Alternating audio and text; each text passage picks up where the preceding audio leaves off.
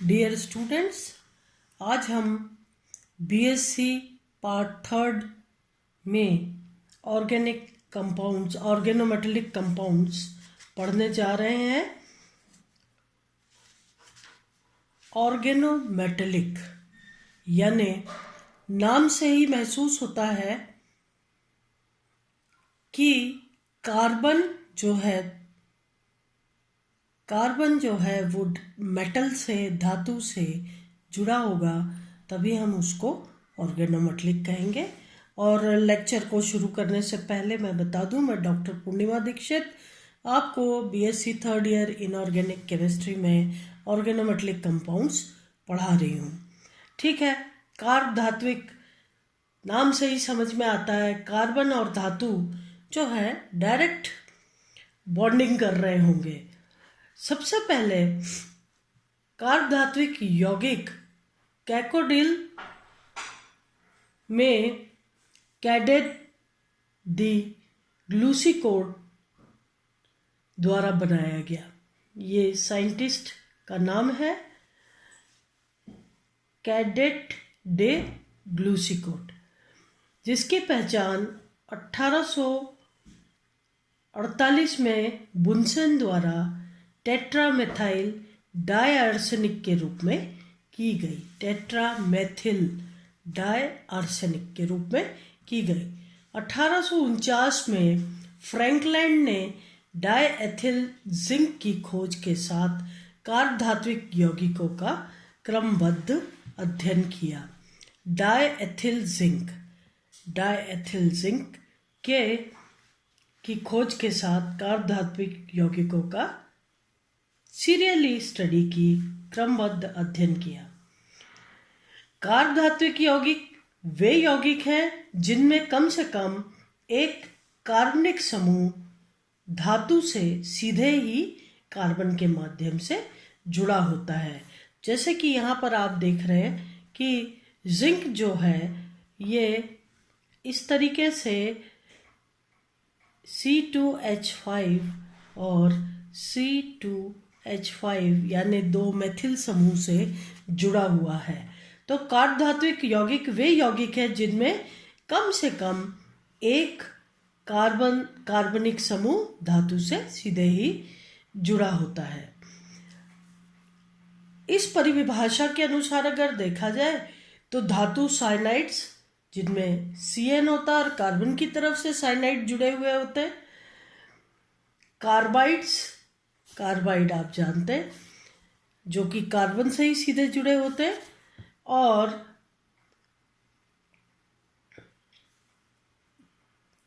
ये इस तरीके से कार्बाइड्स और साइनाइड्स के जो कार्बन है ये भी धातु से डायरेक्ट जुड़े होते हैं, लेकिन इन्हें हम कार्ब धात्विक यौगिक की श्रेणी में नहीं लेते हैं।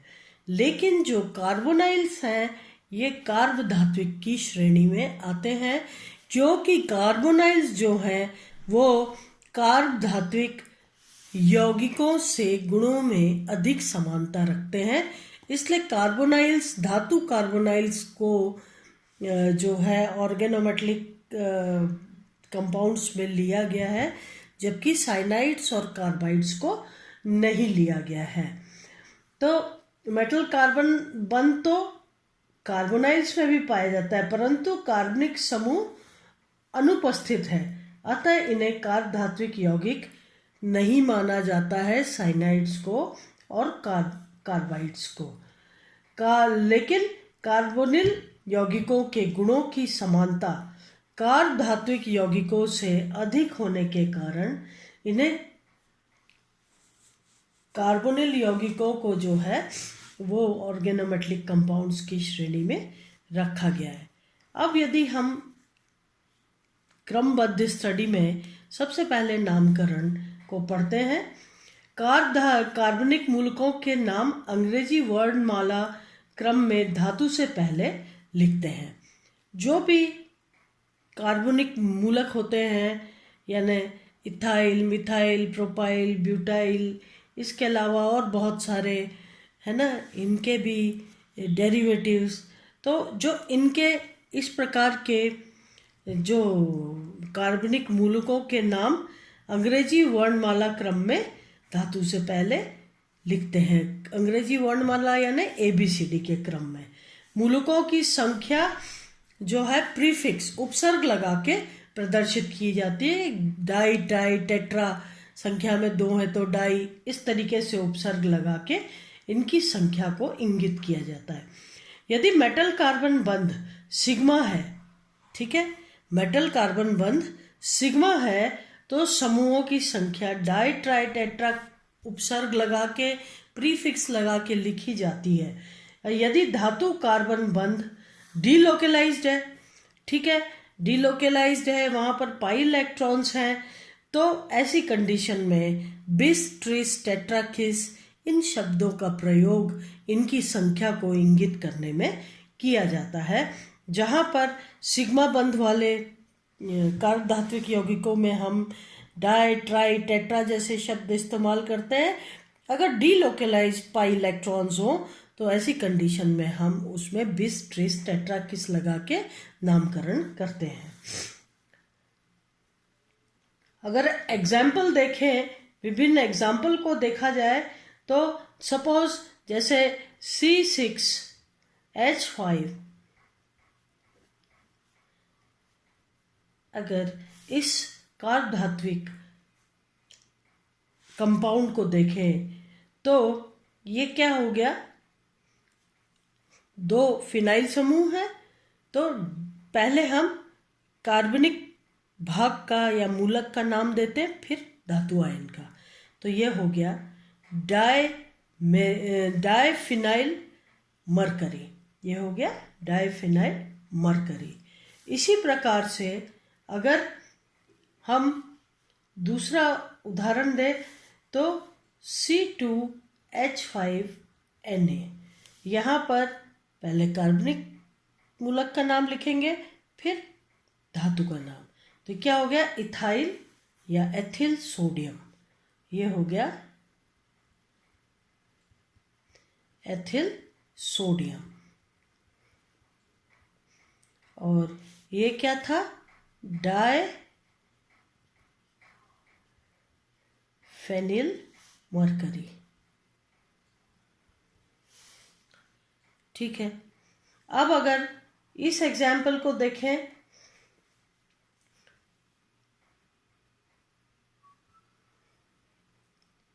C2H5 ये समूह हो गया एथिल, संख्या में लगाए 2, और C3H7 ये भी कौन सा समूह हो गया, प्रोपाइल, और टिन लगाए मेटल।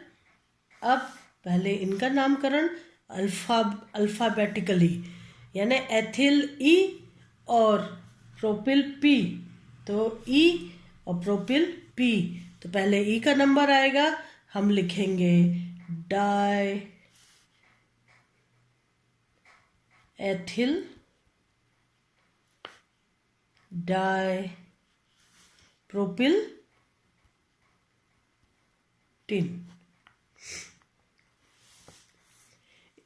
अब आप देखिए बहुत नोन है इस कंपाउंड से C5H5 ट्वाइस आयरन Fe। तो यहाँ पर आप देखिए ये साइक्लोपेंटा डायनिल है, और साइक्लोपेंटा डायनिल में 2 पेंटाडायनिल जो है ये डीलोकेलाइज्ड इलेक्ट्रॉन होते हैं, इसलिए हम यहाँ पर बिस का उपयोग करते हुए बिस यानी हो गया 2, ब्रैकेट में लिखेंगे साइक्लोपेंटा डायनिल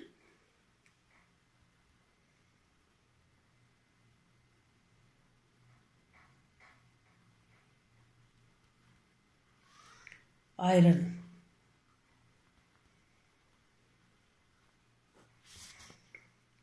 और इसको आप पहले सैंडविच कंपाउंड में भी पढ़ चुके हैं और आगे भी पढ़ेंगे।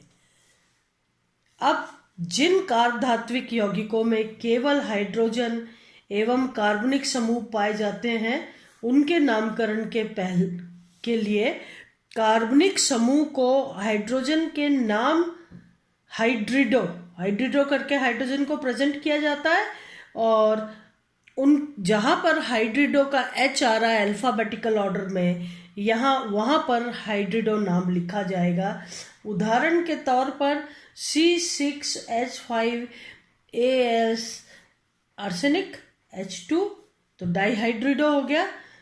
और ये क्या हो गया, ये हो गया फेनिल समूह। तो फेनिल यानी P और हाइड्रोडो H, तो किसका नाम पहले, हाइड्रिडो पहले आएगा और बाद में फेनिल आएगा। और इस प्रकार से हम कार्बनिक समूह के साथ में ही H को जो है, हाइड्रोजन को जो है, इनकी संख्या को इंगित करते हुए अल्फाबेटिकल ऑर्डर में लिखते हैं। इसका नाम हो गया, हाइड्रिडो 2 लगे तो डाईहाइड्रिडो, और फेनिल समूह 1 लगा है तो ये हो जाएगा फेनिल और आर्सेनिक। तो ये हो गया डाईहाइड्रिडो, फेनिल, आर्सेनिक।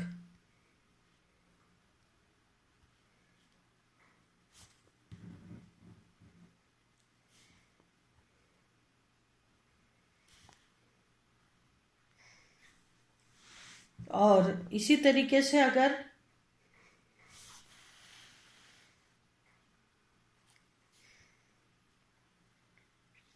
CH3 C2H5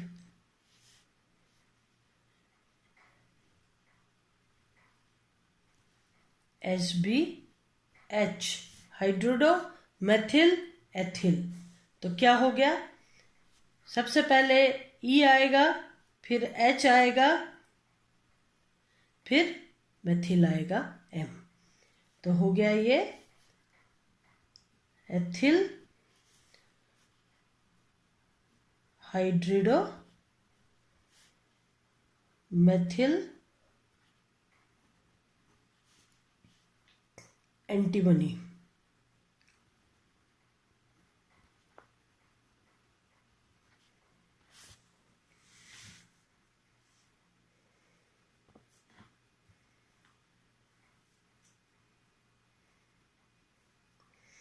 अगर कार्ब धात्विक यौगिक कार्बनिक समूह के साथ साथ अकार्बनिक समूह भी जुड़े हुए हों, जैसे कि उदाहरण के तौर पर देखें तो CH3 थ्राइस PbCl है ना। Pb क्या हो गया, लेड, ये क्लोराइड हो गया। तो ऐसी कंडीशन में पहले हम कार्बनिक समूह का नाम उसकी संख्या को इंगित करते हुए लगाते हैं, उसके पश्चात धातु का नाम और अंत में अकार्बनिक समूह का नाम लिखते हैं। तो मिश्रित कार्ब धात्विक यौगिक हो गए जिसमें कार्बनिक समूह भी लगा है और अकार्बनिक समूह भी लगा हुआ है। तो ये हो गया ट्राईमेथिल लेड क्लोराइड, ये हो गया ट्राईमेथिल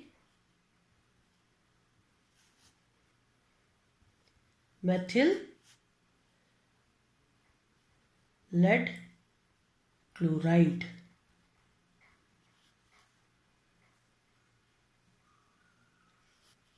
ठीक है ना, यहाँ पर ट्राईमेथिल लेड एक साथ लिखा जाता है, जगह छोड़ के क्लोराइड। इसी तरीके से अगर CH3 ट्वाइस SnBr2, ठीक है, तो दोनों ही तरफ संख्या को इंगित करना पड़ेगा। ये हो गया टिन से पहले कार्बनिक समूह का नाम डायमिथिल, ये हो गया डायमेथिल टिन, 2 ब्रोमाइड समूह है डायब्रोमाइड।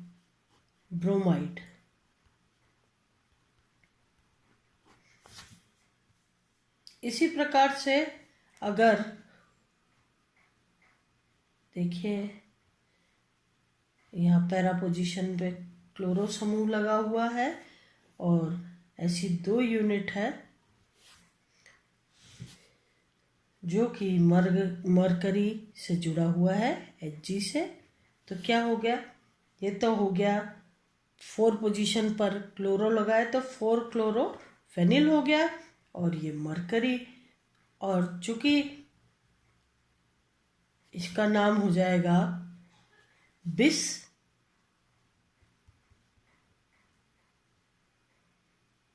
दो, ठीक है।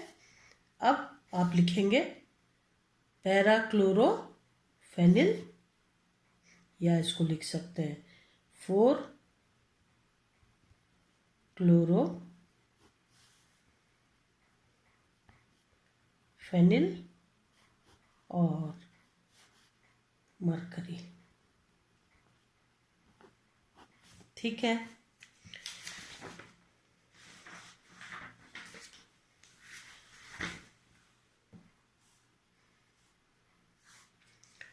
अगर सपोज कार्ब धात्विक यौगिक जो है वो ऋणायन हो, ठीक है, जैसे कि अगर जिंक C2H5 थ्राइस माइनस, ठीक है, यहाँ पर ये एथिल समूह लगा है, एक माइनस चार्ज है, इसका मतलब प्रत्येक एथिल समूह पर एक माइनस चार्ज है और यहाँ पर जिंक पर +2 चार्ज होना चाहिए। तो -3 और +2 से एक माइनस बचा हुआ है और -2 जो थे, 3 में से जो 2 माइनस थे वो 2 धातु की +2 के साथ उदासीन हो गए और एक माइनस रह गया। अब इस तरीके से आपको पता चल गया कि ये यौगिक क्या है। जब कंपाउंड ऋणावेशित होता है, कार्बधात्विक कंपाउंड यौगिक जो है वो ऋणावेशित होता है, तो धातु के नाम के आगे 8 लगाते हैं। जैसा कि आपको याद होगा उपसहसंयोजक यौगिकों में भी जब संकुल वाला भाग ऋणावेशित होता है तो हम धातु के नाम के आगे ऋणावेश या 8 लगाते हैं। उसी प्रकार से यहाँ भी हम धातु के नाम के अंत में 8 लगाएंगे और ये क्या हो जाएगा उसके पश्चात, ट्राई एथिल और जिंक मेटल है तो जिंकेट, आगे इसका ऑक्सीकरण अवस्था प्रदर्शित करेंगे 2, तो ये हो गया ट्राई एथिल जिंकेट। आगे इसकी ऑक्सीकरण अवस्था, जिंक की ऑक्सीकरण अवस्था है +2, तो हम लिखेंगे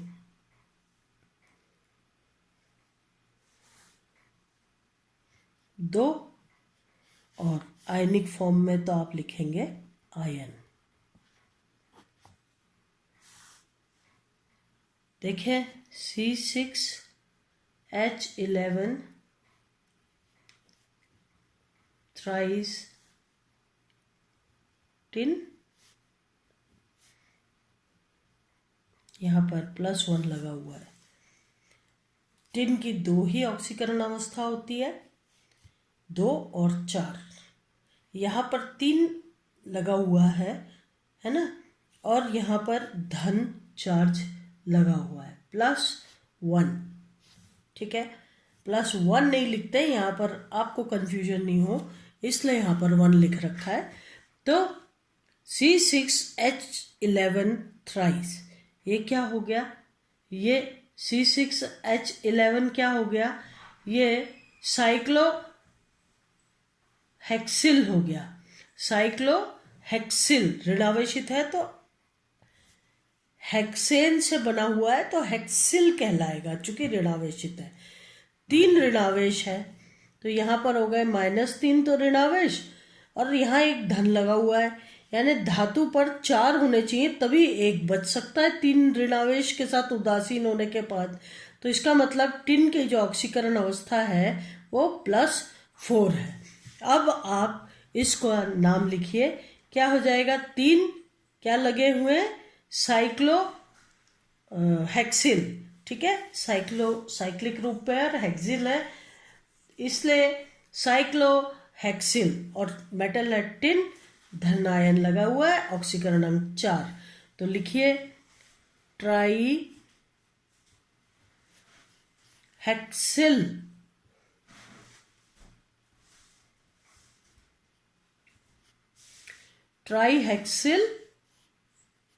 टिन धातु आयन है, और बल्कि C6H11 जो है साइक्लिक फॉर्म में है, इसीलिए ट्राई साइक्लोहेक्सिल लिखिए इसको, ट्राई साइक्लोहेक्सिल टिन, और इसका ऑक्सीकरण अंक हो गया 4, और आयनिक फॉर्म में है इसलिए आयन। ठीक है। अब उपरोक्त नामकरणों के अतिरिक्त त्रिसंयोजी फास्फोरस, आर्सेनिक, एंटीमनी व बिस्मथ व चतुर्संयोजी सिलिकॉन, जर्मेनियम, टिन, लेड। ठीक है। ग्रुप 13 और 14 की बात हो रही है, और ए के क्रम में देखें तो ग्रुप नंबर 3 और A3, ठीक है, थर्ड ए, और ग्रुप 4 ए। थर्ड ए के हो गए आर्सेनिक, एंटीमनी व बिस्मथ, और 4th ए के हो गए silicon, germanium, tin, lead.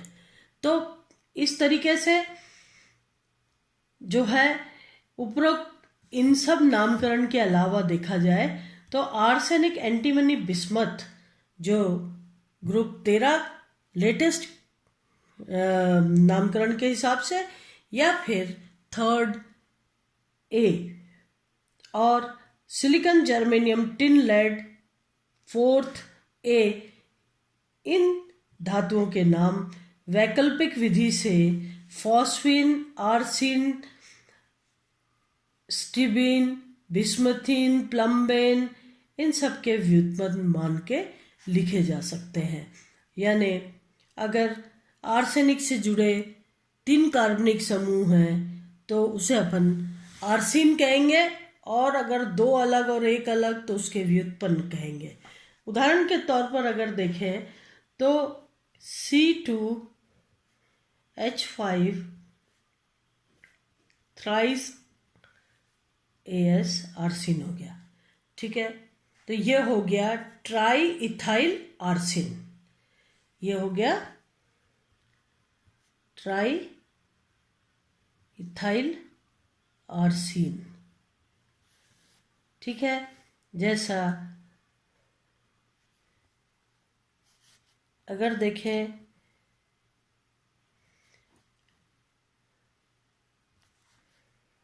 Methyl समूह है 4 लगे हुए, और सिलिकॉन, तो ये टेट्रा मिथाइल सिलेन, ये क्या हो गया टेट्रा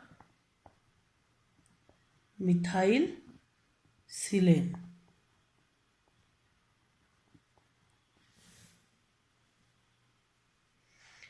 इसी तरीके से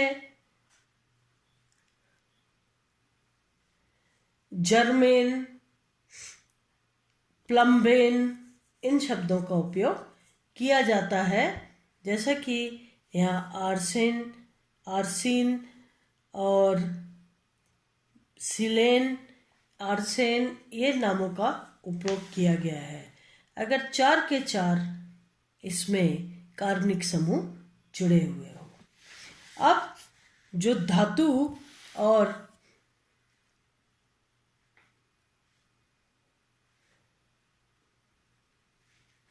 धातु कार्बन बंध के आधार पर हम कार्ब धात्विक यौगिकों को विभिन्न भागों में वर्गीकृत करते हैं।